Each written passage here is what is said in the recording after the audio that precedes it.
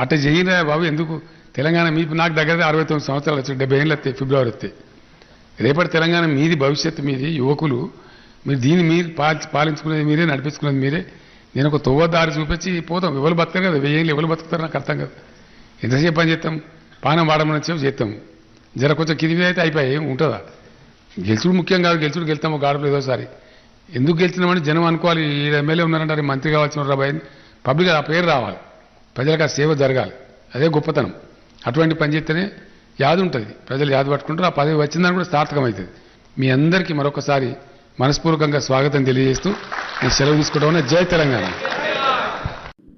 ఏందో సార్ అదంతా నువ్వు చదువుకోగాని నువ్వే దేవుని కాబట్టి నువ్వు ఎట్లైనా సవరించుకోగాని వాళ్ళు మాత్రం చంపేయాలంటే ఇక మంచిదని చెప్పి రాములవారు తెల్లారి యుద్ధం స్టార్ట్ అయినాక దేవుని ప్రార్థన చేసి ఆయన రామబాణం ఇష్టం రామబాణం ఇక దానికి ఎదురుగా నిలబడి కదా కథం అయిపోయినంత రావణాసురుడు లంకల రాక్షసులు మొత్తం మాటాసేపు వీళ్ళు యుద్ధం గెలిచేందుకు అమ్మవారిని తీసుకొని బయలుదేరి రిటర్న్ వస్తాను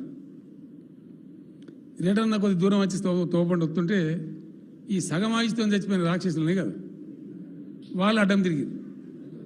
నువ్వు దేవుని వైతివి నువ్వు బాణం వేస్తే మేము గౌరవించి మేము చచ్చిపోతుంది మా సగం ఆయుష్ మిగిలి ఉన్నది మరి మా కథ ఎందుకు నువ్వు చెప్పు అంటే మీరు ఏం బాధపడకుండా బిడ్డ కలియుగం వస్తుంది ఊరికి 5-6 చొప్పున పుట్టి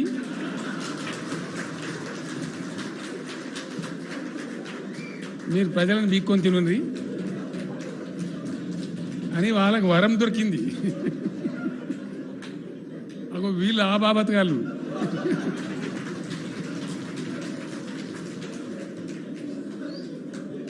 చూసినందుకు మనలకే ఉంటారు కానీ మనసు అంతటోళ్ళు కాదు వాళ్ళు ఆశ అంతటోళ్ళు